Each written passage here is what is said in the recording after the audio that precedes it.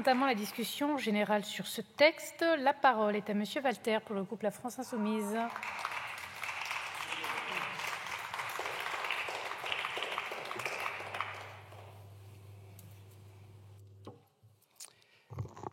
Merci Madame la Présidente, Madame la Ministre, collègues, Madame la Rapporteure.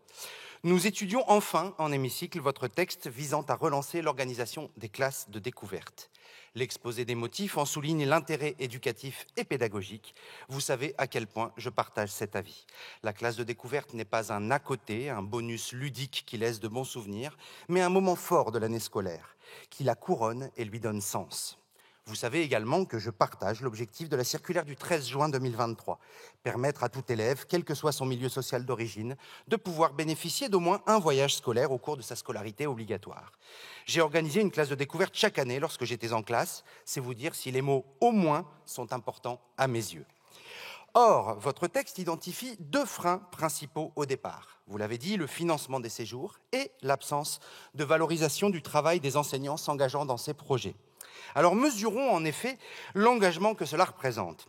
Il s'agit de construire le projet éducatif et pédagogique, car ce ne sont pas des voyages scolaires, selon la nomenclature trompeuse du ministère, mais bien des projets à part entière, s'inscrivant pleinement dans le continuum de l'année scolaire, en lien avec les apprentissages menés en classe. Le projet pédagogique doit d'ailleurs comporter un volet en amont et un autre en aval. Il faut ensuite préparer le séjour avec la structure d'accueil. Il faut rencontrer les familles, parfois chaque famille, pour les convaincre de l'intérêt du projet, répondre à leurs inquiétudes et lever leurs doutes. Et puis, désolé si j'insiste, mais les enseignants savent pourquoi. Il faut renseigner le célèbre formulaire d'autorisation de départ en sortie scolaire avec nuitée, qui change chaque année alors que rien ne change, qu'on doit remplir en ligne, mais comme ça ne marche pas, on doit l'imprimer, le remplir à la main, puis le scanner, puisqu'il doit être envoyé exclusivement par mail.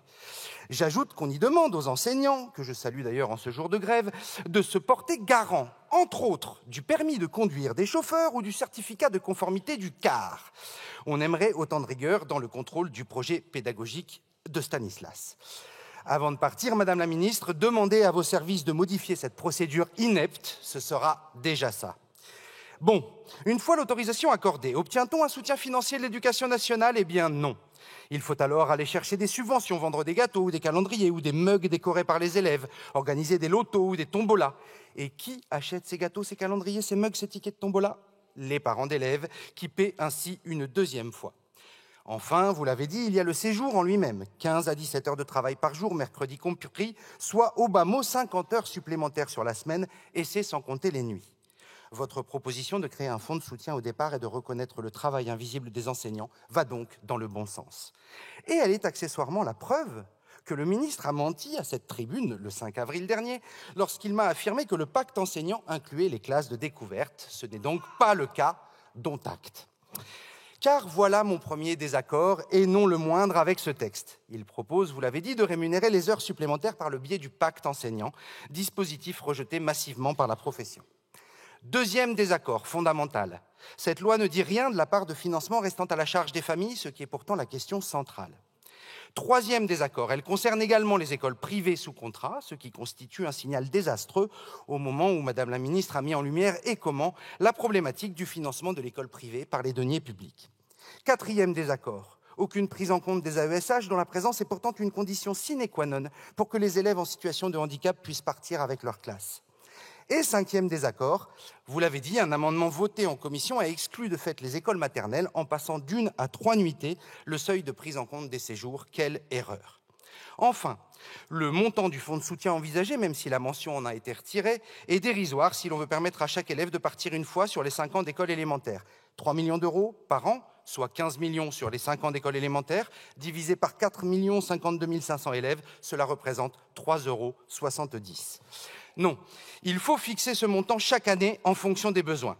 Et s'il faut trouver des fonds, je rappelle à toute fin utile que le ministère a rendu à Bercy le 26 janvier 285 618 151 € et 23 centimes non dépensés au titre de l'exercice 2023 et qu'il vient de lancer l'appel d'offres d'un marché plafonné à 300 millions d'euros pour les uniformes du SNU. Ça fait combien en classe découverte? Pour conclure, Madame la rapporteure, vous nous avez expliqué que ce texte était certes insuffisant, mais que vous l'aviez conçu ainsi pour lui permettre d'être adopté en obtenant les votes des macronistes. Votes qu'ils vous ont finalement refusés en commission malgré l'ampleur de vos concessions. Je veux vous dire ce que m'ont appris 15 ans de syndicalisme. Demander le moins ne permet jamais d'obtenir le plus, ni même le moins apparemment. Et en 1 an et demi de mandat, j'ai appris autre chose. Il ne faut jamais faire confiance aux macronistes. Je vous remercie. Merci.